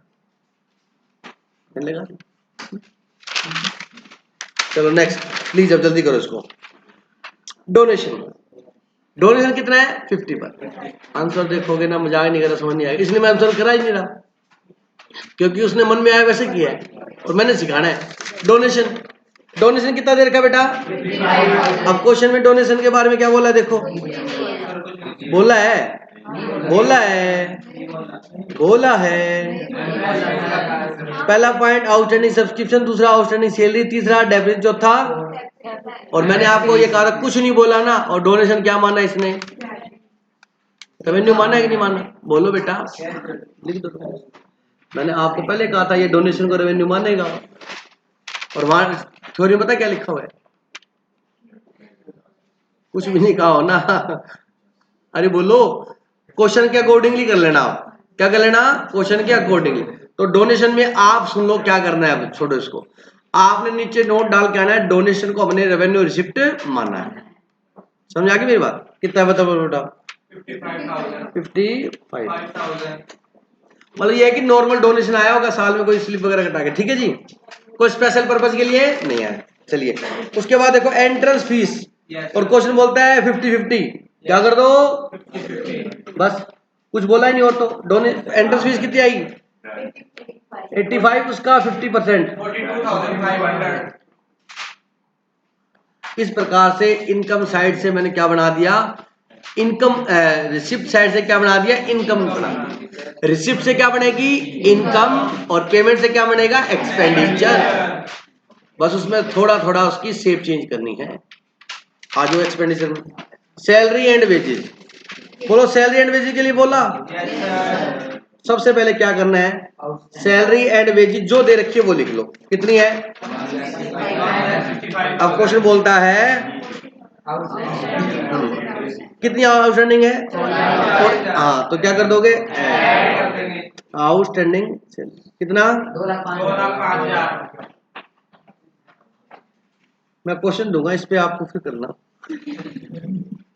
Next, office expenses to office expense कितने दे रखे हैं, 35,000। कुछ बोला है क्या ये, मैंने क्या बोला था, नहीं बोला तो उसी साल के ही बोलो बेटा।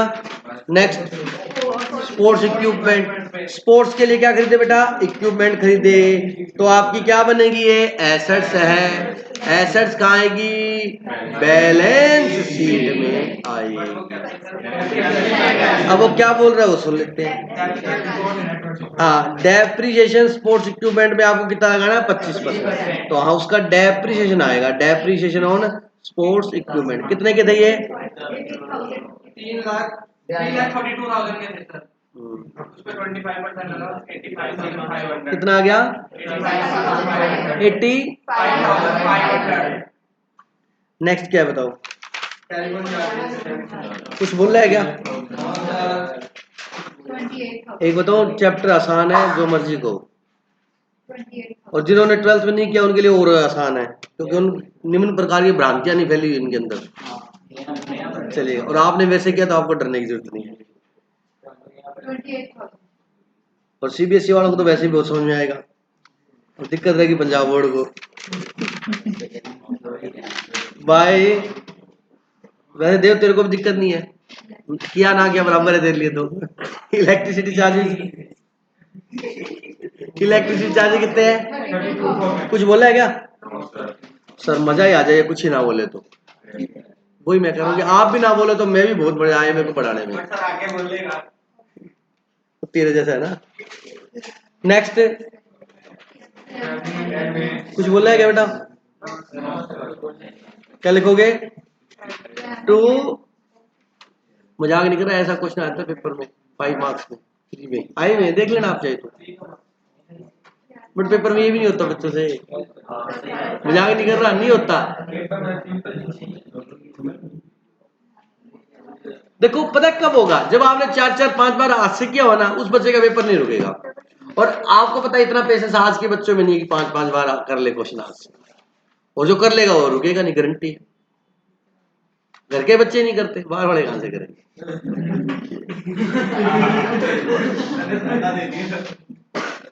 वो कहते हैं दीपक तले अंधेरा, वो हो रहा है मेरे साथ तो।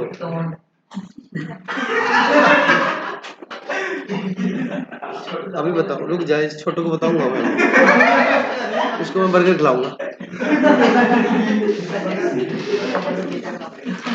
ग्रिल्ड करके खिलाएंगे आज। यहाँ तक समझ में आ गया बेटा, हो गया कि समझ में। चलो टोटल लगाओ कितना आया,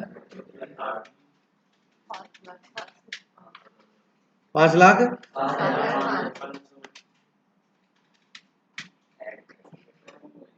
to excess of income over, या सरप्लस भी लिख सकते हो, कितना है बेटा, हार्ड है क्या,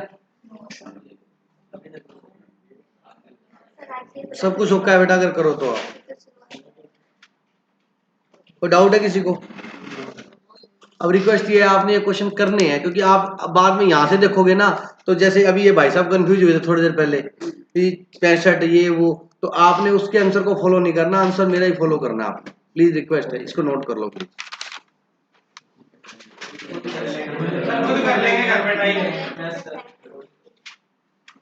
इसको नोट कर लो,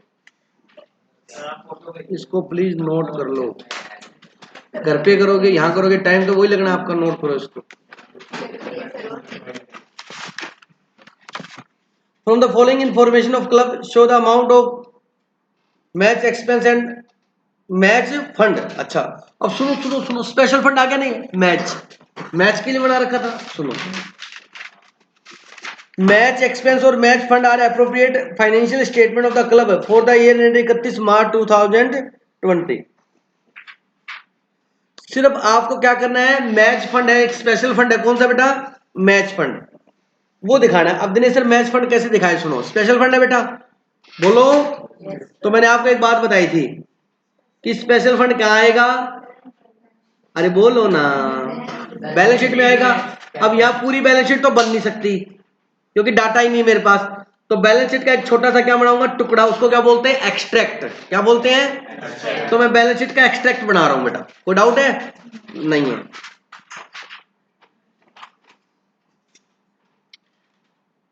फॉर्मेलिटीज पूरी सारी करेंगे, लायबिलिटी, अमाउंट, एसेट्स और अमाउंट, हमें जो जो डाटा दिया वो दिखाएंगे। सबसे पहले मैच फंड है, मैथ लिख दिया, MATCH, मैच फंड। बोलो कितना दिया हुआ है, 30,000 दिया बेटा, दिया हुआ है, लेस। अच्छा सुनो, मैच फंड 30,000 ओपनिंग बैलेंस है, और during the year match fund के लिए कितना पैसा मिला आपको, 55,000, और आ गया फंड ऐड। अब ये डोनेशन किसके लिए मिला, स्पेसिफिक है, तो कहां आएगा, बैलेंस शीट में। डोनेशन फॉर मैच फंड कितना, बोलो, ठीक है। उसके बाद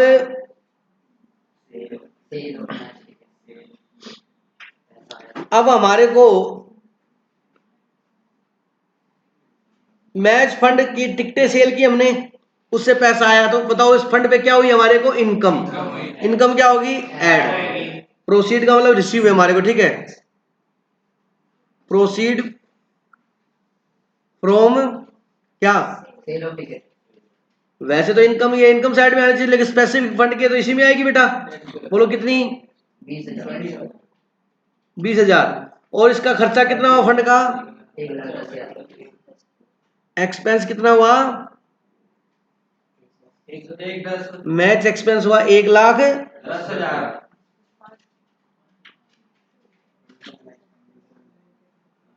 अच्छा ठीक है, ये देखो तेरे वाली कहानी होगी, आगे बात समझे। अब फंड का टोटल लगाओ कितना हुआ, 1,05,000, ठीक है।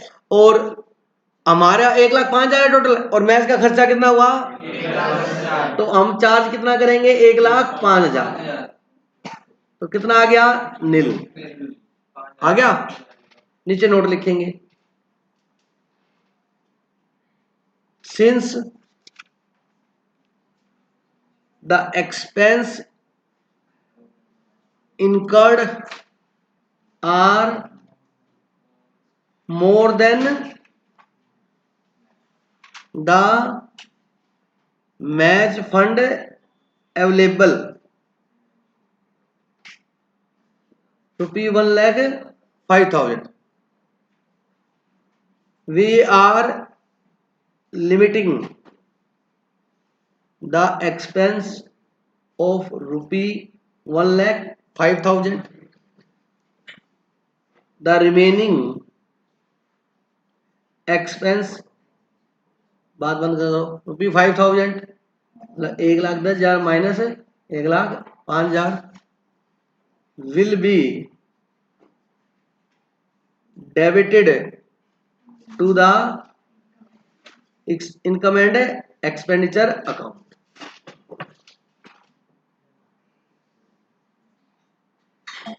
कोई डाउट है किसी को, क्वेश्चन नंबर 6 देखेंगे सभी।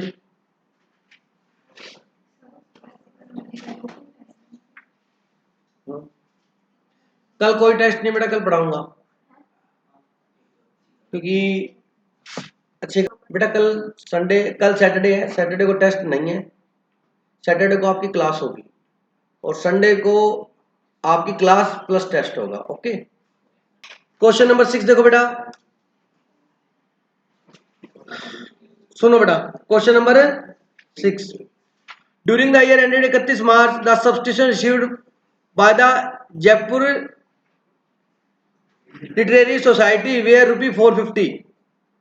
These subscription include ₹20,000 received from the year ended 31 March 2019। सुनो मेरी बात, करंट ईयर बोलो क्या है? उसने कुछ नहीं करना, सब्सक्रिप्शन अकाउंट बनवाया है मेरे से। कब का? 31 मार्च 2020, मतलब 19-20 का। अब ध्यान से सुनना सारे बच्चे। क्वेश्चन में बोलता है कि हमारे को कितना सब्सक्रिप्शन मिला बेटा? 450। बोलो मिला तो क्या एंट्री होगी? Bank account debit to subscription, तो क्या लिखोगे? By bank. सारे बोलो 450। कोई डाउट है? The subscription include 20,000 received from the year ended 31 March 2019। ध्यान से सुनो प्लीज। कहता है इस सब्सक्रिप्शन में से, अरे सुन लो या, इस सब्सक्रिप्शन में से हमारे को 20,000 रुपए सब्सक्रिप्शन 31 मार्च 2019 का मिला। सक्षम, इधर देख मेरी तरफ, यही देखना। इस में से 20,000 हमें सब्सक्रिप्शन 2019 का मिला। क्या हुआ? ये क्या सब्सक्रिप्शन होता? 20,000। उधर क्यों देख रहा है? मैं 3 बार पढ़ चुका बेटा, इधर बता मेरे को। अवैधिक जॉन्ट्री पढ़ रहे इसको ध्यान ही नहीं देते। मैं 3री बार पढ़ लिया बेटा।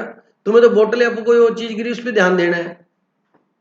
क्या होगा? चलो बड़ा पता मेरे को। इधर देख, मैं बोल रहा हूँ, दोबारा सुनू तुम्हें देखना। उसमें तू वहां नहीं देखेगा, तू नीचे देखेगा। ये जो सब्सक्रिप्शन मिला हमारे को 450, कब मिला है? 31 मार्च 2020 को। इसमें से 20,000 सब्सक्रिप्शन जो मिला है वो 31 मार्च 2019 का है। बोलो है?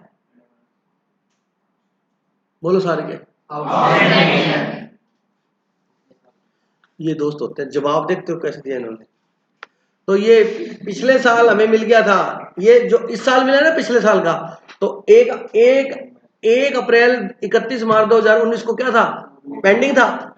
31 मार्च बोल रहा है, तू सुन लिया अगर पहले पूरा, तू और गलत करने लग गया। 31 मार्च 2019 को क्या था? पेंडिंग। तो 31 मार्च 2019 को क्या था? क्लोजिंग। तो 1 अप्रैल 2019 का क्या बनेगा? ओपनिंग। समझ आ गया? तो क्या लिखेंगे? टू बैलेंस बीडी कितना? 20,000। ऐसे थोड़े बोलेगा ओपनिंग ये है, क्लोजिंग ये है, तो सारी दुनिया लिख देगी फिर तो जी ऐसे बोलना चाहिए। बोलो ये ओपनिंग था। आगे देखो, ऑन 31 मार्च 2020, मतलब करंट ईयर का closing, subscription due but no received कितना? 15,000। ये रहा बाय बैलेंस सीडी। बोलो कितना? 15,000। देखो इसमें से आइटम में सेलेक्ट करके कौन सी कहां लिखनी है आपको आनी चाहिए। मतलब करंट ईयर का आउटस्टैंडिंग कितना है, तो इधर इधर करंट ईयर का ओपनिंग, इधर करंट ईयर का क्लोजिंग। याद आ गया? अब इधर दोनों क्या आएंगे? एडवांस। याद है या नहीं? चलो जी, उसके बाद देखो क्या बोलता है। Advance subscription received for the year ended 31 March 2020 but pertaining to the year 2021 amount to ₹26। ये इस साल का क्लोजिंग दे रखा है कितना? 26। अगले साल 21 का है ये। बोलो समझ आएंगे? ठीक है। The subscription received in advance for the year ended 31 March 2020 include ₹18,000 pertaining to the year 1920। अब यही बचा है, यही आएगा। हाँ। दोबारा पढ़ो लाइन को। मतलब इस साल का हमें पिछले साल क्या मिल गया था? एडवांस मिल गया था कितना?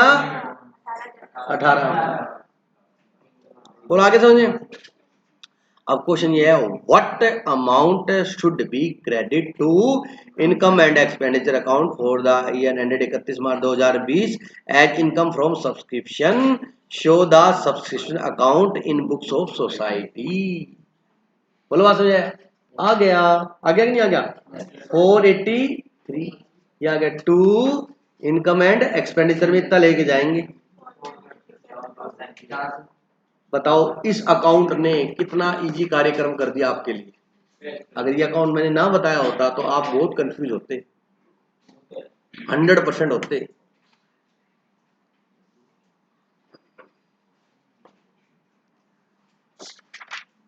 शुक्र इसने मेरे वाला बना दिया, अलग अलग नहीं बनाया।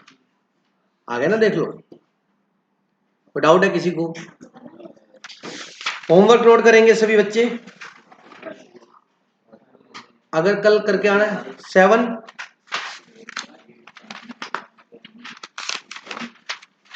Question number 7, question number 8, question number 9,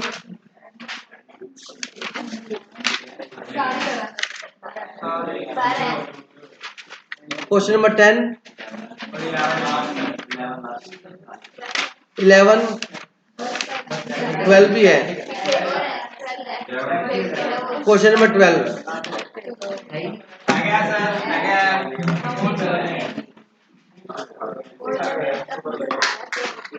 इसमें कुछ बातें आपको नहीं मिलेंगी, कोई जहाँ बाई चांस नहीं समझ में आए तो मैंने वैसे दिया, आप ट्राई करके आओगे तो मैं क्लास में तो कराऊंगा ही कराऊंगा, ठीक है। तो सबसे हार्ड चैप्टर जो लगता है हमने 2 क्लास में खत्म किया,